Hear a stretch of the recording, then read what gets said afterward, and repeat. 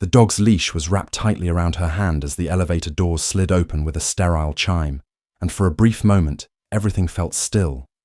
Too still. The polished marble floors of the lobby gleamed beneath the morning light, but the chill that crept through the space wasn't from the air conditioning. It was the kind of cold that had nothing to do with temperature, but everything to do with the stairs. She stepped inside, slow and steady, the click of her heels muffled by the weight of what she carried. Not just the leather briefcase at her side, but the unseen layers of history and expectation that followed her wherever she went. Her name was Erica. And what no one in that lobby knew, none of the tenants sipping overpriced coffee, nor the uniformed concierge thumbing through a clipboard, was that she now owned every brick of the building they were standing in. Signed, sealed, paid in full. She had closed on the deal just days ago, and today was her first morning walking into her property, not as a guest, not as a tenant, but as the landlord, the decision maker, the name on every contract. And yet, as she entered, shoulders straight, back unbowed, her Doberman at her side, all she felt were eyes, the kind that strip you down before you speak, the kind that had followed her since she was 12 and walked into her first boutique store. It took less than 40 seconds. "Excuse me," a man's voice snapped, loud and clipped. Erica turned. The building manager was already halfway across the lobby, eyes narrowed, phone in hand. "Can I help you?" His tone wasn't curious, it was confrontational. Behind him, a security guard began moving, slowly but deliberately. "Where are you going? Dogs aren't allowed in here unless you're a guest. Do you live here? Who are you visiting?" The words hit like stones, sharp, dismissive, rehearsed. She opened her mouth to speak, but he was already lifting the phone to his ear. "Yeah, security to lobby. Possible trespasser. Large dog, unidentified. Send backup." Erica blinked, stunned, not by the accusation, but by how automatic it was. He didn't ask for her name. He didn't ask for ID. He didn't even look at her clothes, the tailored jacket, the sleek briefcase with a gold-embossed logo. He saw her skin, her hair, the dog, and made a decision. She raised a hand to speak, to explain, but he cut her off again, stepping closer. "Look, miss, I don't know how you got in here, but this is private property. I need you to leave or wait outside until someone confirms who you are." The dog sat calmly beside her, trained, composed, quiet, but she could feel the tension in the leash, a mirror of her own rising fury. The security guard arrived with another behind him. 3 men now circled her like she was a threat. She wasn't yelling, she wasn't resisting, she hadn't even raised her voice. But still, they came closer, hands near radios, near tasers, near judgment. And then, finally, she spoke, her voice low but sharp enough to slice through glass. "I own this building." Silence. It spread across the lobby like a fire alarm, except no one moved. The manager froze. The guards glanced at each other, unsure, untrained for this. "Excuse me," he said, laugh curling at the edge of his voice, like she'd told a joke he couldn't quite understand. Erica reached into her briefcase slowly, too slowly, she knew, and pulled out a thick envelope. "I closed the purchase 3 days ago. You can call your regional office. My name is on every deed." She handed him the documents. Her hand was steady. Her eyes never left his. He took them, scanned the first page, and all the colour drained from his face. The silence that followed wasn't awkward. It was oppressive.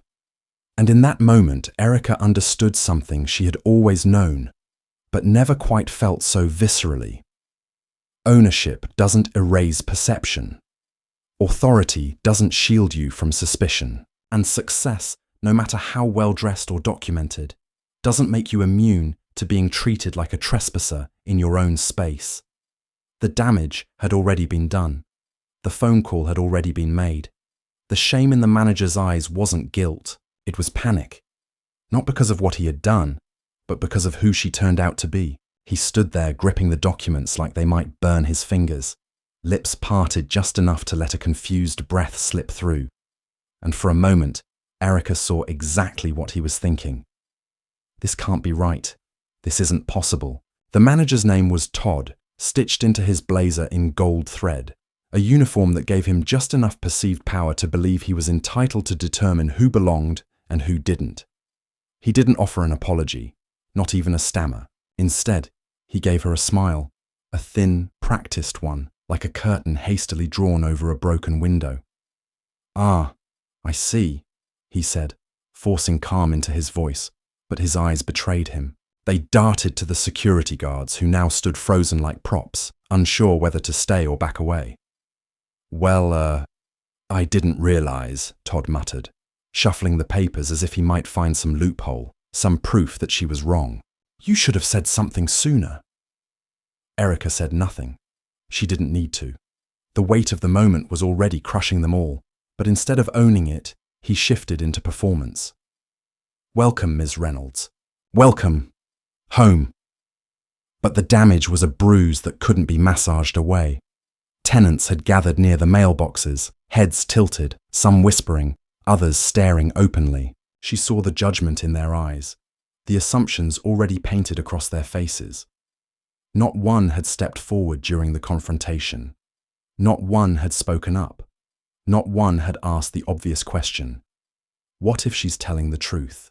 Because to them, it hadn't mattered. A black woman in gym clothes, with a big dog and no smile, didn't match the image of ownership. She matched the image of threat. Todd cleared his throat again, trying to regain control. "You must understand, we've had issues lately. Non-residents sneaking in, lingering. Safety is our top priority." The irony of his words landed like a slap. Safety. That word had always been weaponized against people who looked like her. Not safety for her, safety from her. That was always the unspoken context. "I don't recall being dangerous," Erica said quietly, her voice like steel under velvet. "I walked in. I smiled. You escalated." Todd chuckled nervously. "It's not about you. It's policy. We treat everyone the same." She raised an eyebrow. "Do you?" He didn't answer. Instead, he extended a hand, the same one that had called security, the same one that waved her off like a trespasser minutes earlier. She didn't take it. The moment stretched too long. The silence between them said more than either of them ever could. Eventually, Todd stepped back, gesturing to the elevators. "Of course. Please, make yourself at home. If you need anything, just ask." Erica walked past him, head high, the leash firm in her hand, her dog walking obediently beside her. But the tension didn't leave her spine. As the elevator doors closed behind her, she caught her own reflection in the mirrored walls. Composed, poised, unreadable. But inside, the truth churned. She had bought this building to invest in her community, to bring value, to claim space. But even now, ownership didn't shield her from judgment. It only changed the flavor of the indignity. Upstairs, in her penthouse unit, the blinds had already been drawn back by the cleaning team. Everything sparkled. New floors, marble counters, a balcony with a view of a skyline she had once only dreamed of. And yet, it felt like a cage, because no matter how high she rose, someone was always ready to drag her back down with nothing more than a glance and a phone call. She dropped her keys on the counter and sat in the silence, trying to catch her breath. Not from the walk, but from the reminder. No matter how much she owned, there would always be those who believed she didn't belong. The next morning came with a cruel kind of brightness, sunlight pouring through floor-to-ceiling windows that did nothing to warm the cold pit in Erica's stomach. The penthouse was beautiful, yes, but beauty didn't erase memory, and every inch of the space now pulsed with yesterday's humiliation. She sipped her coffee in silence, watching the world move below her. Joggers, deliveries, doormen smiling at white tenants stepping into black cars, knowing none of them would have been met with suspicion for simply walking into their own property. Downstairs, she had meetings to attend. Contractors were scheduled to walk the east wing of the building with her. She had plans for renovations, upgrades, a vision for making the space more inclusive, modern, and human. She had meant to bring value, to invest where others only exploited. But when she stepped off the elevator that morning, dressed sharply in a black fitted suit and flats, clipboard in hand, her face freshly done, expression professional. Nothing had changed.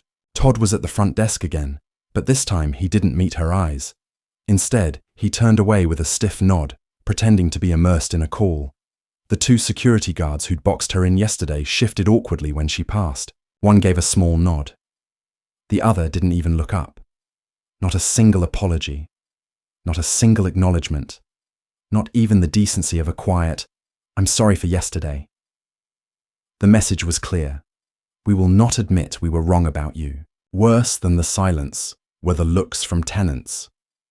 One woman near the mailbox pulled her designer tote closer when Erica passed, as if being near her again might trigger something dangerous. Another man frowned when he saw the dog, whispering something to a woman beside him. Erica couldn't hear, but she knew that face, that look, that question they always asked without saying it. What is she doing here? But the humiliation reached a new height when the contractor team arrived. They were late. 4 white men with rolled blueprints and steel-tipped boots. The leader of the crew, a tall, stocky man named Vince, approached the desk with casual confidence, spoke to Todd, and pointed toward Erica without subtlety. She could hear Todd say, "No, that's not the assistant. That's her. That's the owner." Vince blinked once, then looked her up and down, eyes scanning her like a glitch in the system. Then he laughed, not cruelly, but uncomfortably, like someone trying to cover their confusion. "Well, ain't that something? You're the new boss, huh?" He didn't mean it maliciously, not in his mind. But the tone said everything. How could someone like you own something like this? She nodded coolly. "Yes, I am. Shall we begin?" The walkthrough was quiet, professional, tense. Every time she asked a question about plumbing, wiring, fire exits, Vince answered with a hint of surprise, like he hadn't expected her to be knowledgeable or even literate in the language of property. One of his crew whispered, thinking she couldn't hear, "Didn't think we'd be reporting to someone like her." Someone like her. Those words stayed with her long after the meeting ended, long after the team left, long after she returned to the penthouse and sat at her kitchen counter in silence. Someone like her, someone black, female, composed, capable, present, someone who had climbed every wall thrown in her path, only to find a new one built at the summit, invisible but solid. That night, her phone buzzed, a message from her attorney. Heard about the incident, want to send a formal letter of misconduct to building staff. She stared at the screen, her fingers hovering. But she knew how this would go. A letter wouldn't change minds. It wouldn't undo what was done. It wouldn't teach Todd not to call security next time someone black entered the building. Because the truth was ugly and permanent. They didn't mistake her for a trespasser. They expected her to be one, and somewhere deep in the bones of the building she now owned, etched between its walls, whispered in its vents, pressed into the mailroom tiles, was the unspoken rule she'd always known but never seen so clearly. Ownership does not equal acceptance. Not here. Not when your skin tells a different story than your title deed ever could. Let's take a short pause. If you're still with us, let us know in the comments where you're listening from. Have you ever experienced anything similar in your life? We'd love to hear your story. Don't forget to subscribe so you don't miss what comes next. Now we continue. The building didn't rest. It breathed around her. Every hallway whispered. Every elevator mirrored back more than her reflection, and every passing glance from tenants carved her into pieces. Erica noticed it now, more than ever.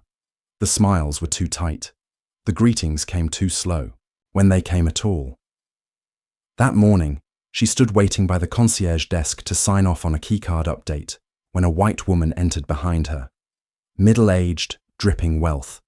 Perfume thick enough to claim its own space. The concierge, who had watched Erica stand there for 4 minutes without acknowledgement, lit up at the woman's arrival.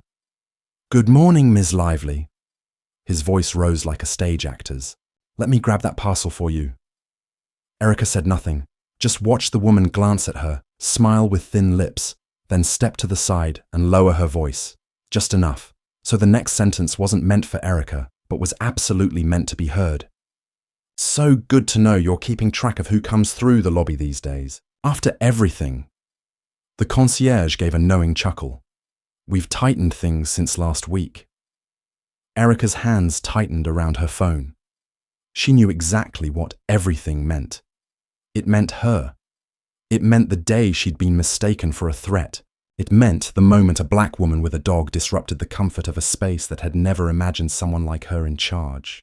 Later, in the elevator, a young white tenant, early 30s, expensive watch, bike helmet in hand, stepped in with her and pressed the button for the same floor.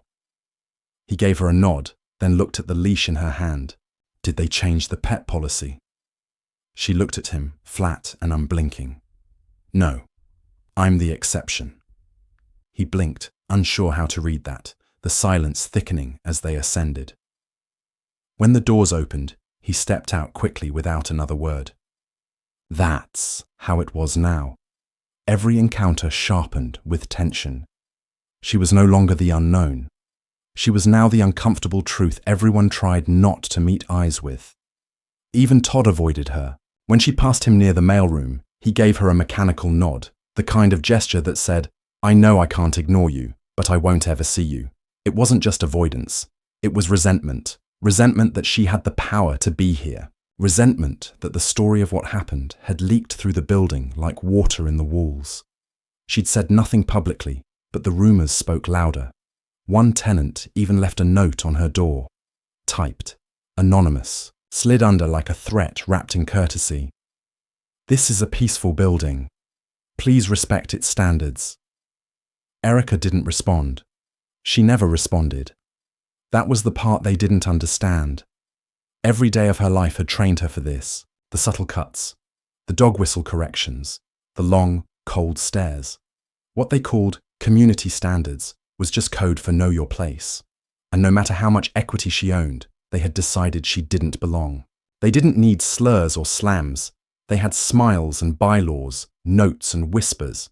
But what none of them understood, not yet, was that Erica hadn't made it this far by being silent. She had come with a purpose. And if they thought she would retreat just because the air grew colder around her, they hadn't been paying attention. She wasn't here for their comfort. She was here to change everything. Erica didn't sleep that night. Not really. The hours ticked by with the slow ache of an open wound, and the city lights that once made her feel powerful now spilled across her ceiling like a silent accusation. This penthouse, her greatest symbol of success, had become a glass cage, one where she could see everything, but be seen only as what they decided she was. Outside, the city hummed with indifference. Inside, the walls of her own home closed in with quiet judgment. The next morning, she walked through the building like someone walking through enemy territory. Every corridor was a stage, every resident a potential witness or judge or executioner of her reputation. There were no slurs, no outright confrontations. That would have been too obvious, too easy to name and fight. What she faced now was far more insidious. The slow, institutionalized erasure that comes not with violence, but with politeness sharpened into a blade. It began with the HOA meeting. Erica had called it. Her right as the new owner of the property, a seat at the table, now hers by law.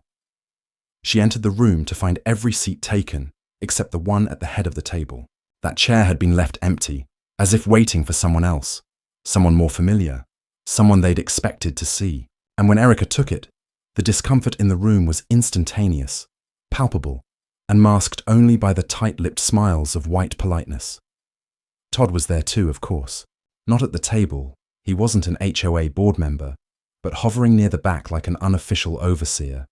The kind of presence that said, I'm watching, and you don't really belong here. Let's begin, Erica said clearly, her notes laid out in front of her, her back straight, her eyes unwavering. She proposed improvements, better lighting in the garage, upgraded security tech that didn't rely solely on personnel, maintenance standards for neglected common areas. All reasonable, all based on safety and value. But the board pushed back, gently, of course. We appreciate your enthusiasm, said one older man with a soft, practiced tone. But this building has a tradition of simplicity. We don't like overreach. Overreach, a word that echoed like a slap. Another woman chimed in, smiling too wide. Perhaps we need time to adjust to all this. It's a lot of change, fast change. That makes people uncomfortable. People, that word again. She knew who they meant, and she knew what they meant. They hadn't said race. They hadn't said black. They hadn't said outsider. But it hung between every sentence, like a watermark stamped across the room. Erica didn't flinch. She didn't argue. She documented every word, every dismissive glance, every moment when her authority was quietly stripped with niceties. She knew how to play their game. She knew how to outlast it. But the deeper humiliation came days later. A notice was taped to the door of her private parking space. A formal citation from building management. Violation, unauthorized use of reserved space. Erica stared at it, stunned. Her name was on the deed, on the lease, on every legal document. The space had been included in the property. She had the contract to prove it. And yet, someone had flagged her. Someone had looked at her, in her own car, in her own building, and decided she was in the wrong place. She walked down to the front desk and presented the document to the new concierge, a younger white man, neatly dressed, who looked startled to see her standing there with fire in her eyes. She handed him the citation. "Who reported this?" she asked. He blinked. "It came from a resident complaint." "Which resident?" she pressed. I'm not allowed to say." "Of course not. Privacy, protection, policies, all the invisible shields used to protect the ones who harm you while you stand exposed." Erica returned to her unit, furious, not because of the citation, but because of the pattern. Because the building, the physical space, wasn't just ignoring her presence, it was actively resisting it. There was a knock at her door later that afternoon. When she opened it, a white woman stood on the threshold, clutching a small dog and a smug smile. Erica recognized her, Unit 12B, the one who'd whispered about keeping track in the lobby. "I just wanted to say," the woman began, voice dripping with false concern, "that we're all watching what's happening, and we just want things to remain normal here." Erica stared at her. "Define normal." The woman blinked, flustered. "Well, you know, respectful, quiet, not hostile." "Do you think I've been hostile?" No, she said quickly. "But things feel different now. Tense. I just think some people are struggling to feel safe." Safe. That word again. The one they always weaponized when blackness entered a room, when power didn't look like they were used to. Erica said nothing. She simply closed the door, slowly and silently, and stood behind it until she heard the woman's heels click away. That night, she sat on her balcony, the city pulsing below her, her dog lying silently at her feet. She thought of all the doors she'd walked through in her life, the classrooms where teachers had talked over her, the meetings where men had repeated her ideas louder and been applauded, the sales offices where she had been shown lesser units, the banks that had told her, "Not this time." And now, the building she owned, the space she had paid for, fought for, bled for, had become another door trying to close in her face. She reached for her phone, opened her notes, typed one line. Let's make them uncomfortable. Because comfort, she now understood, was the currency of power, and the only way to break it was to challenge it, quietly, daily, relentlessly, until the structure cracked. They wanted her silent, but silence was no longer an option. Erica's name was now spoken with hushed tension behind closed apartment doors and over carefully worded text chains between certain tenants, usually prefaced by, "I'm not racist, but," or "she's just so aggressive." The emails started arriving mid-week, thinly veiled complaints to the HOA, all written with syrupy civility and weaponized ambiguity. Subject lines like "concern about atmosphere" or "concerns regarding conduct." They never named her directly, but the meaning couldn't be clearer. One described a new presence in the building that had brought disruption to the harmony we've cultivated here. Another referred to an increasing sense of unease among long-time residents. And the most blatant, "I understand we're becoming a more inclusive community, But should that come at the cost of peace? She read them all, slowly, meticulously. Her hands trembled, not from fear, but from the white-hot insult wrapped inside each polished sentence. They had chosen the language of bureaucracy to cover their prejudice, like they always did. No one said she was loud. No one said she was rude. No one said she had broken a rule. But the implication was clear. Her presence is a problem. And then came the first formal action, a letter from the HOA board requesting her voluntary recusal from any upcoming votes until the atmosphere settles. It was signed by 3 members, all of whom had smiled at her just the week before. Erica sat at her kitchen island, holding the letter, staring at the signature of a woman who had once complimented her shoes and asked for a business card. They had been waiting for her to speak too strongly, walk too proudly, exist too visibly. The tipping point, they claimed, was an incident in the laundry room. A tenant from the 4th floor, Mrs. Harper, 72, known for her pearls and her icy smiles, had reported that Erica intimidated her when she entered and found her folding clothes. The report described Erica's posture as confrontational and her tone as too direct. The implication was that her very presence in that space was hostile. The HOA letter described it as a deeply unsettling moment for one of our most senior residents. Erica had said 6 words that day. "Hello, is that your basket?" That was the full exchange, and yet somehow it had become ammunition. She could feel the walls shifting around her, solidifying. The building she owned, the title deed she carried, had become meaningless beneath the social gravity of whiteness that refused to loosen its grip. It wasn't about facts. It wasn't about behavior. It was about optics, about comfort, about the reality that her skin would always arrive in a room before her voice did. But Erica didn't retreat. She doubled down. She attended the next HOA meeting with every legal document in hand. Ownership contracts, security footage from the laundry room, downloaded and clipped, copies of the email chain, a printed version of the HOA charter. She wore a grey power suit that told a story before she even opened her mouth. And when she stood up to speak, the room tensed. "I've received your letter," she began, voice smooth but sharp. "And I'd like to respond." She laid out the timeline, the facts, the recordings. She quoted the HOA rules, highlighting the absurdity of her recusal. She played the footage. There was no aggression, no confrontation, just a quiet woman folding laundry and saying hello. The room was silent, and then she paused, looked each board member in the eye. "If you want me gone, say it plainly, but do not try to erase me with policy while pretending your hands are clean. I see what you're doing, and now, so does everyone else." Todd shifted uncomfortably in the back. A few board members avoided her gaze, but one, Ms. Dalton, with her gold bracelet and stiff smile, sat upright, unflinching. "Ms. Reynolds, no one is trying to erase you," she said, her tone rehearsed. "We simply want to protect the atmosphere our community has cultivated." Erica smiled, but there was no joy in it. "Your atmosphere has mold in the walls, and I intend to renovate." The meeting ended in silence. No formal votes were taken. No apologies were issued. But the room had changed. A fracture had been forced into the smooth wall of polite exclusion.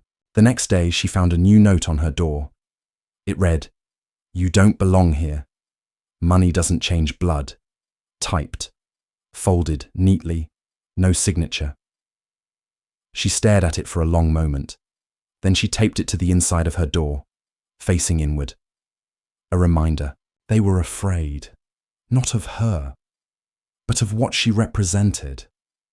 A black woman who didn't flinch, who didn't bow, who had every right to stand where she stood, and every intention to remain.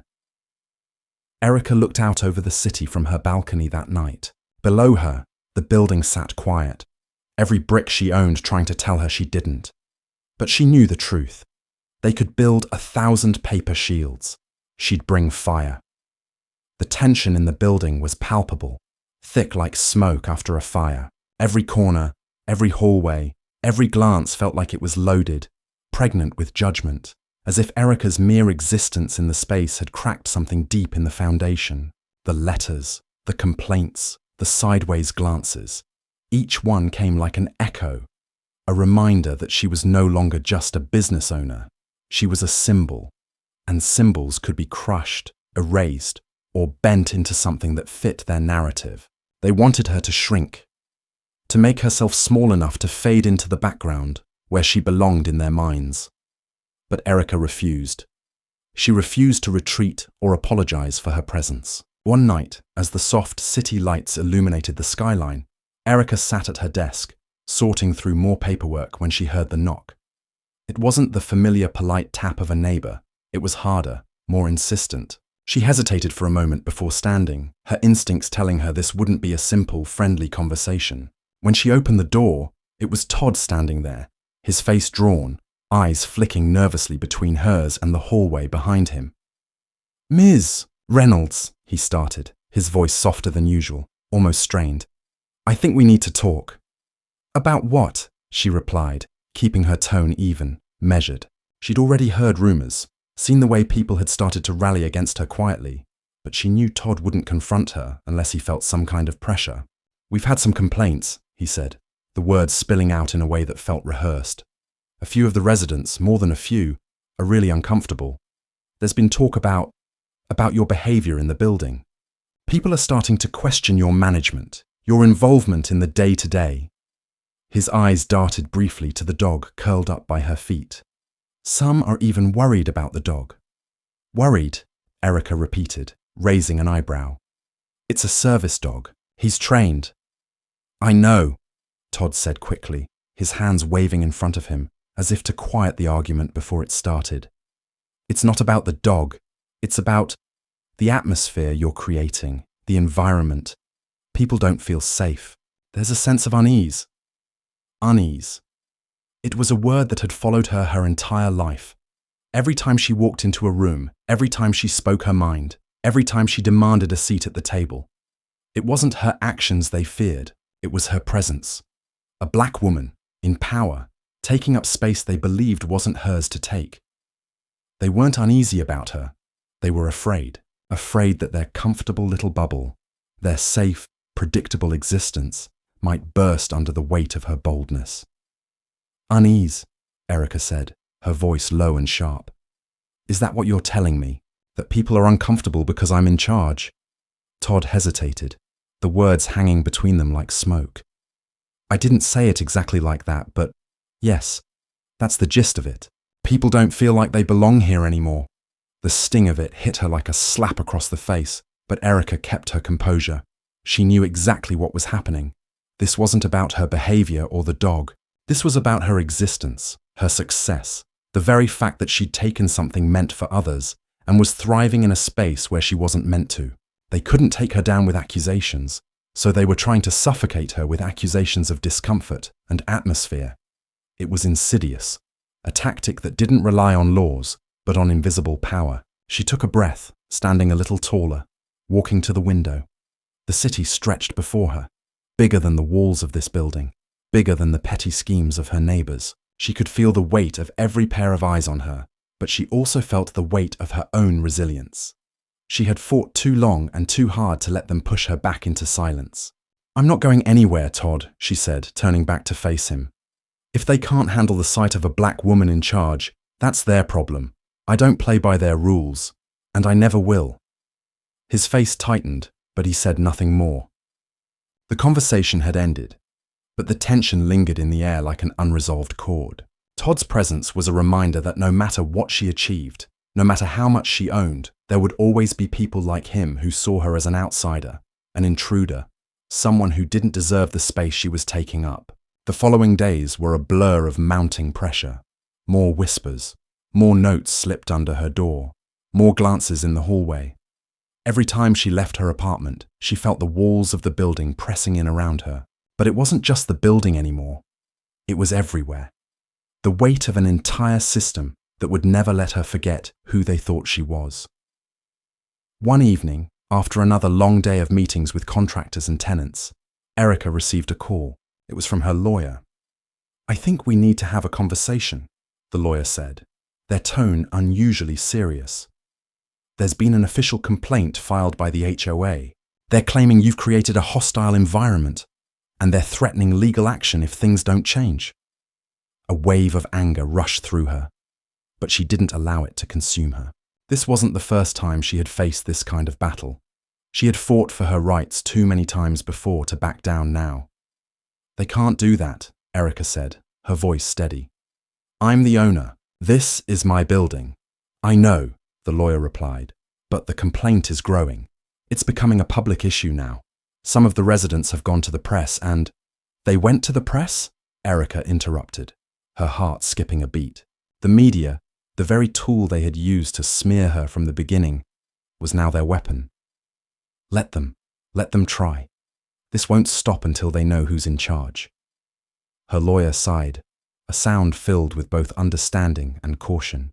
"Erica, I'm telling you, this is getting out of hand.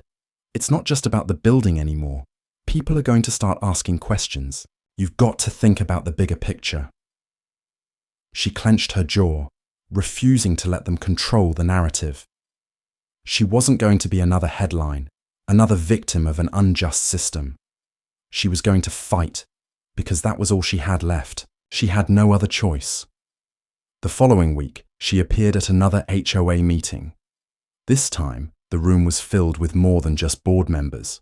There were tenants in the back, reporters with cameras, the room thick with the scent of confrontation. Erica walked in, head high, dog at her side. The whispers began immediately, but she didn't care. She was done trying to win their approval. She was done trying to fit their mold. "Let's make this clear," she said, as she stepped to the front of the room, her voice carrying across the crowded space. "This is my building. My name is on the deed, and my name is on every contract here. I'm not going anywhere. You don't have to like me, but you will respect me." A few people shifted in their seats, and the room went silent.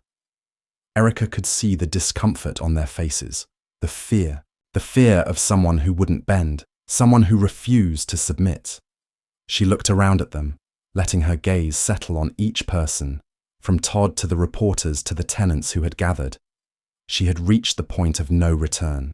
They could try to break her. They could try to paint her as an outsider. They could make her life difficult. But she would never stop fighting, because the fight wasn't just about the building anymore. It was about every space that was denied to people like her, every system that was built to exclude, to push back, to silence. "You think this is about atmosphere?" she continued, her voice rising, the tension in the room thickening. "It's about control. It's about who gets to be in charge and who gets shoved aside. And I'm not going anywhere. I will take up space. I will take up every inch of this building because I've earned it. This is mine. And I'm not asking for permission." The room was still, heavy with the weight of her words. The silence stretched on, but it wasn't the silence of defeat. It was the silence before change, the silence before the reckoning. They had wanted her to shrink. They had wanted her to retreat. But Erica wasn't going anywhere, and she would make sure the world knew it. And so, the battle continued. The fight had begun in earnest. The days that followed the HOA meeting felt like a tightrope walk, each step weighted with the threat of an unseen fall. The press coverage had intensified. The whispers in the building had grown louder, and now even the slightest action Erica took was scrutinized, amplified, and distorted. She wasn't just living in the penthouse she had earned anymore. She was living under a microscope, trapped between what she had built and what they wanted to tear down. She woke up one morning to find a new piece of evidence, one that felt like a punch to the gut. A flyer was slipped under her door, a simple piece of paper printed with bold letters proclaiming, "Join us in protecting our community." The flyer outlined a community integrity meeting scheduled for that afternoon, and though it didn't mention her by name, it didn't need to. The words unity, safety, community harmony were all carefully chosen to target the real message: she doesn't belong here. They weren't even trying to hide it anymore. The flyer was a rallying cry for those who had been most vocal in their opposition, those who had painted her as the outsider, the source of discomfort, She wasn't just an inconvenience. She was a threat, a symbol of everything they feared. What she had done was simple. She had taken ownership of a building. But they had chosen to see her as a foreign presence, one that had no place in their carefully curated world. Erica's heart pounded as she read the flyer. The same questions bubbled up again. Why are they so afraid? Why do they need to make me the villain in their story? The answer, of course, was simple. They feared what her existence represented, a challenge to their superiority, a reminder that the world was changing and they couldn't control it anymore. She knew she couldn't ignore the meeting. She couldn't let them define her any longer, couldn't let them make her feel small or undeserving. This was her moment to take a stand. Again, this time, not just for herself, but for every tenant who had been silenced, for every person who had ever been made to feel less than. She had worked too hard to let them write her narrative. By the time the meeting began, the building's lobby was already filled with residents. A few, her supporters, had gathered near the front, their faces open, resolute, ready to stand with her. The others, the majority, formed a tighter, more hostile group, their faces tense, their bodies rigid with judgment. Todd, the building manager, stood near the back with his arms folded, eyes scanning the crowd. His presence was more than just administrative. It was the sign that this battle had become personal. Erica stepped into the room with a calm that belied the storm inside her. Every inch of her body was telling her to retreat, to take the easy way out, to apologize.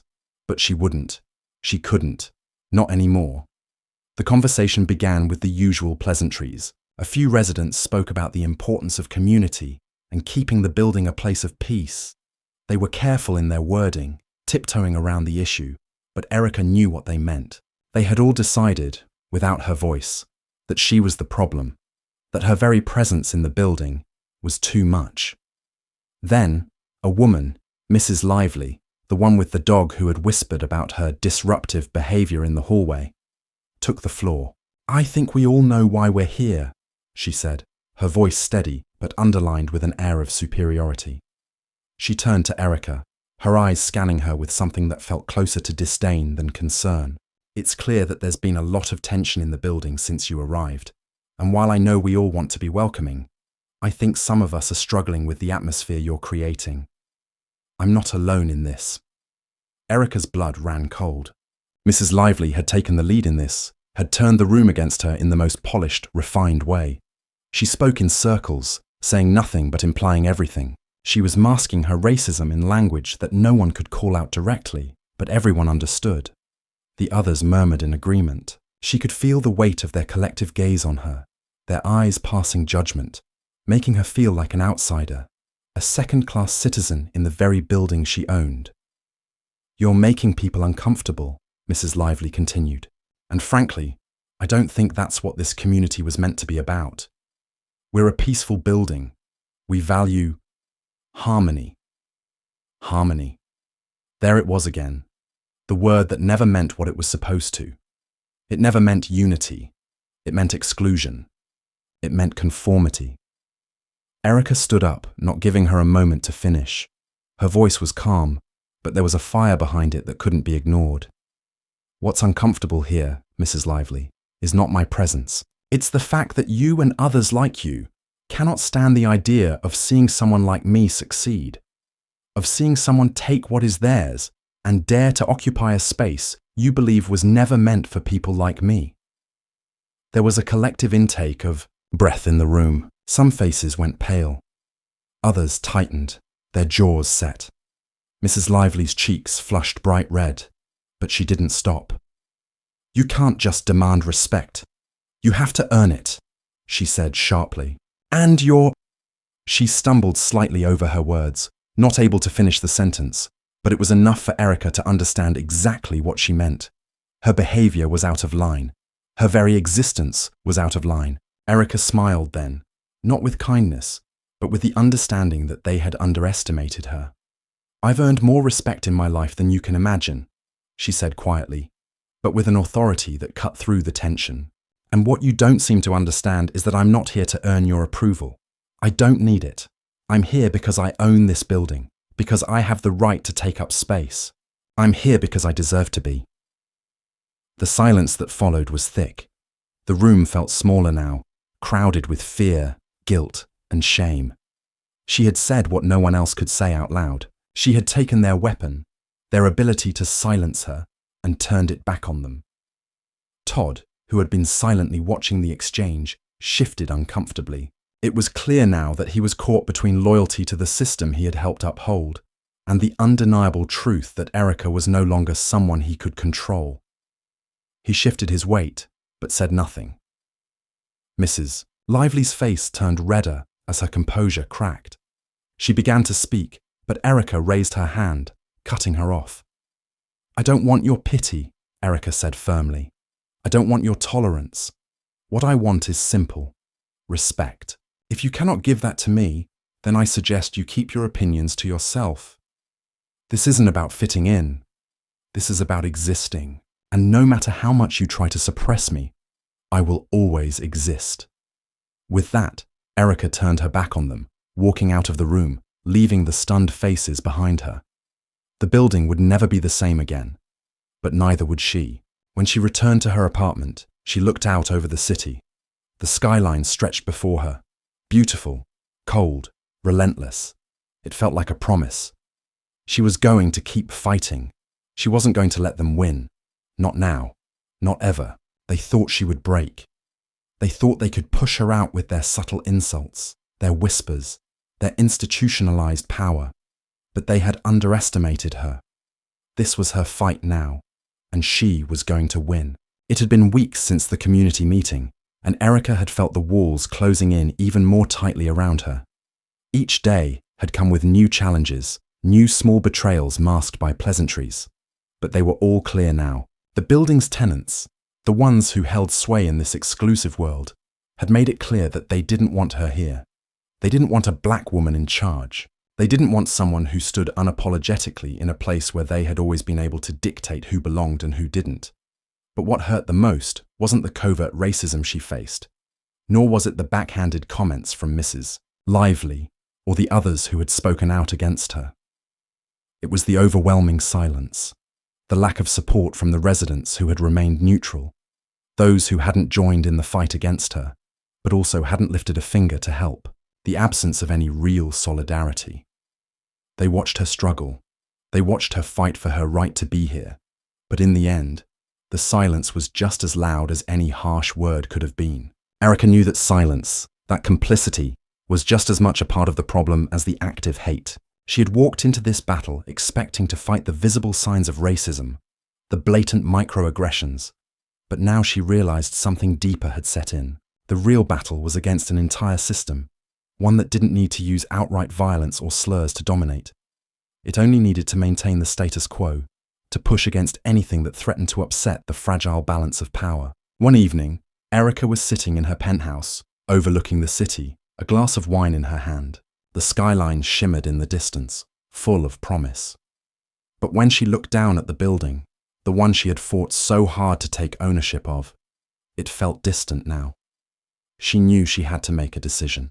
She had already filed a formal complaint with the city, but deep down, she knew that legal battles would take time, and time was a luxury she no longer had. She couldn't afford to keep fighting these people one issue at a time, to keep reacting to their subtle attacks and passive-aggressive behavior.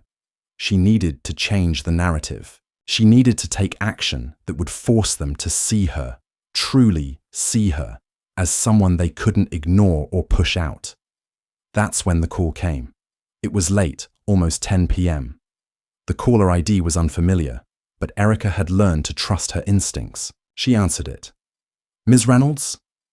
The voice on the other end was male, authoritative, but not familiar. "This is Detective Harris with the police department. We need to speak with you regarding some complaints that have been filed against you." Erica's stomach twisted. She tried to keep her voice steady. "Complaints? What are you talking about?" "There have been reports about disturbances in your building. Neighbors have claimed that you're causing an issue. Some said they feel unsafe. Others claim there's been a rise in conflict. You're also being accused of harassment." "Harassment? By who?" "We're still investigating. It's best if we meet in person." Erica felt her pulse quicken, a sharp, icy feeling creeping down her spine. She had a suspicion, but hearing it from an officer only solidified her fear. It wasn't just about her presence in the building anymore. It was escalating. They were trying to force her out, by any means necessary.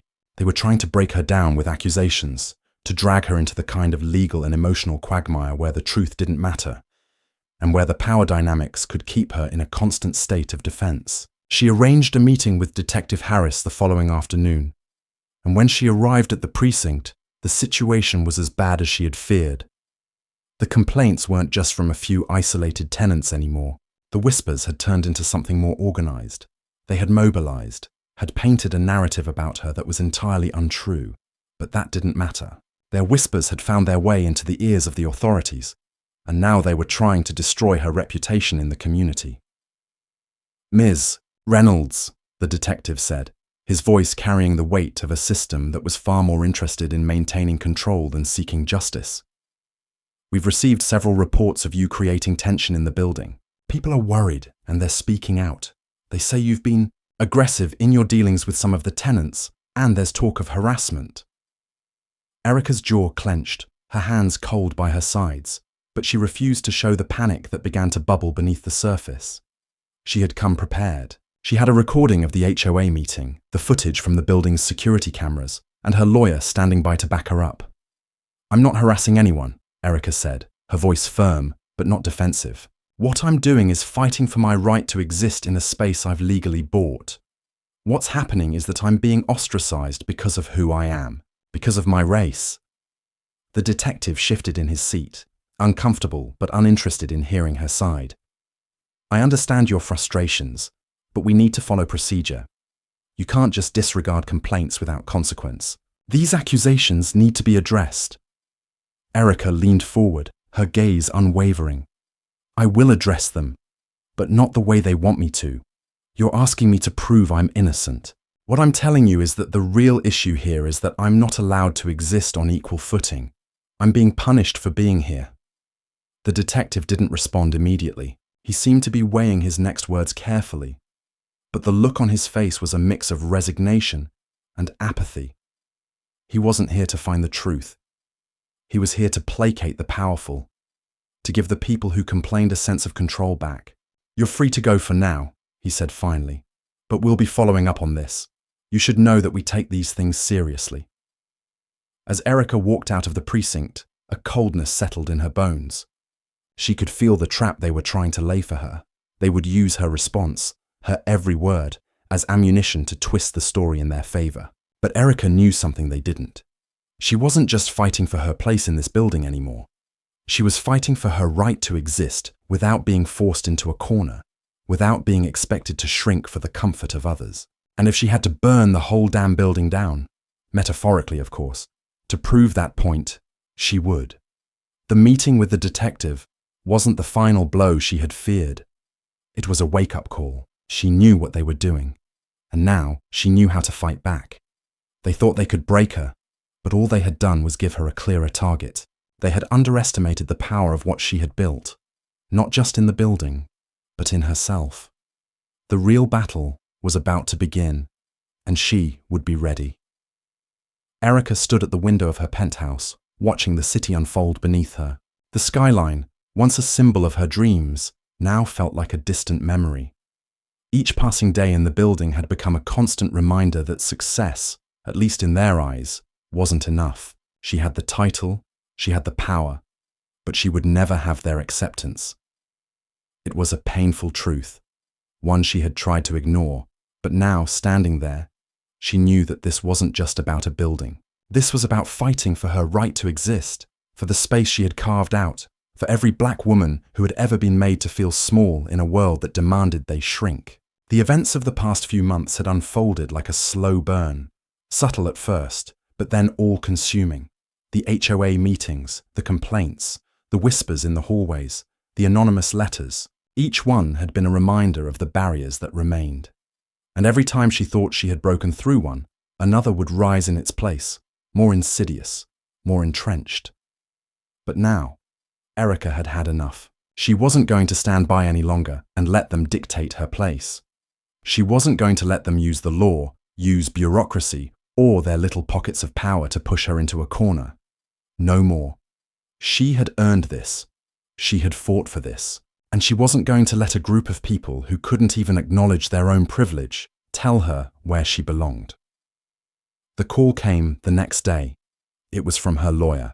"Erica, we've got a chance," her lawyer said, the voice on the other end carrying an air of urgency.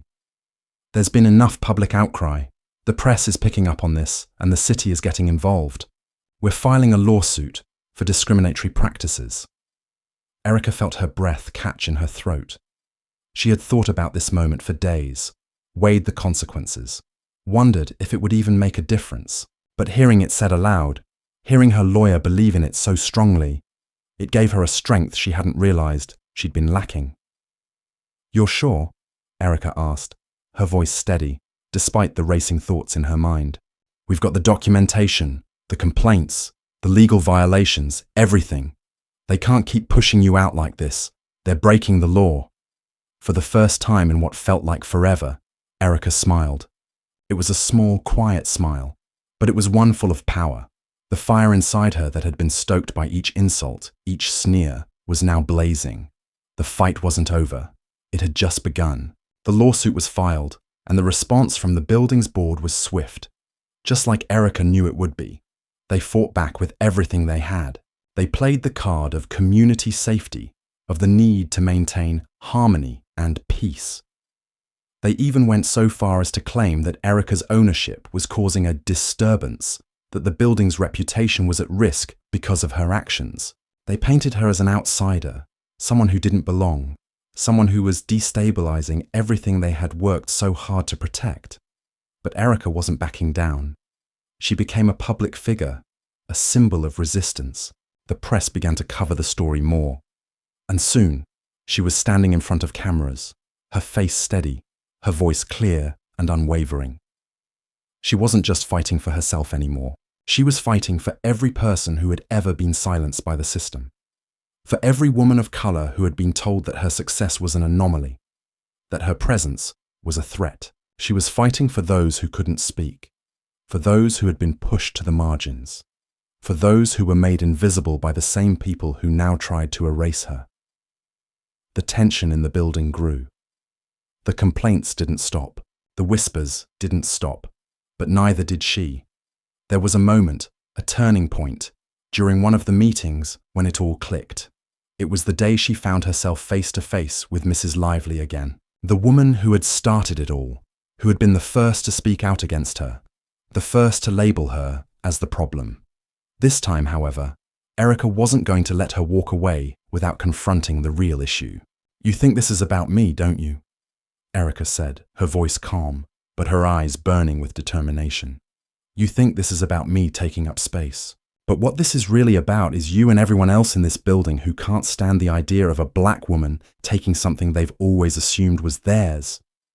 Mrs. Lively stiffened, but Erica continued, her words flowing like fire. "This isn't about my dog. It isn't about the way I dress. It isn't about the way I speak or carry myself. This is about a system that has taught you to see people like me as unworthy, undeserving. This is about a society that tells me I can't take up the same space as you, that my success is a threat to your peace, but I'm not going anywhere." For the first time, Mrs. Lively faltered. She opened her mouth, but no words came out. Erica saw the flicker of uncertainty in her eyes, and for a brief moment, she saw the woman not as an adversary, but as a reflection of the system that had tried to crush her, the system that had failed both of them in its own way. Erica didn't wait for Mrs. Lively to speak. She turned and walked away, leaving the woman standing there, speechless, her hold on the building's comfort finally slipping. The lawsuit moved forward. Erica began to gain traction, both legally and in the court of public opinion.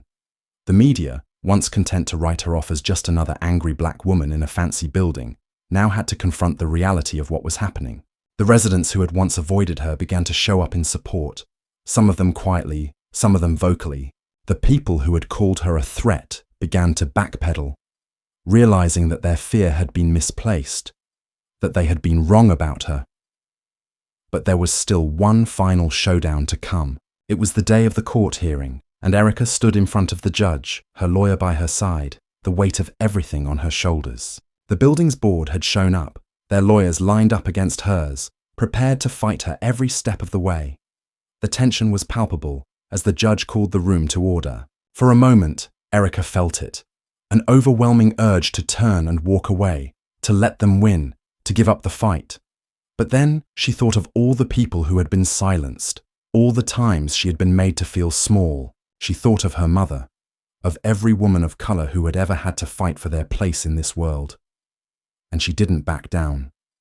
The judge listened intently as the evidence was laid out, the accusations, the discrimination, the clear attempts to push her out.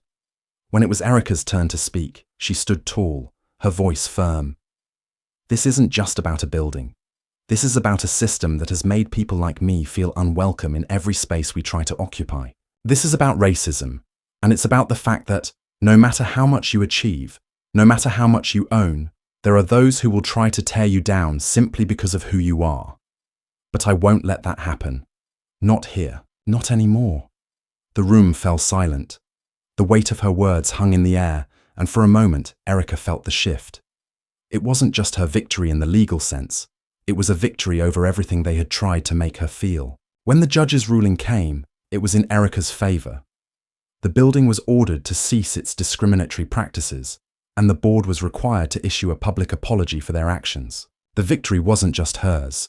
It was a testament to the fact that no matter how many walls they built, no matter how much they tried to silence her, Erica had found a way to break through. The building, the city, the world, they would never be the same again. And neither would she. We'd love to hear your thoughts on this story. What did you think of Erica's journey? Have you ever experienced or witnessed racism in your life? Your feedback and stories mean a lot to us, and we truly value each and every one of you. Don't forget to subscribe and like if you enjoyed the story. Wishing you a wonderful day ahead. If you've listened all the way to the end, share a phrase that stood out to you from the story in the comments, so we know you're with us until the very last word.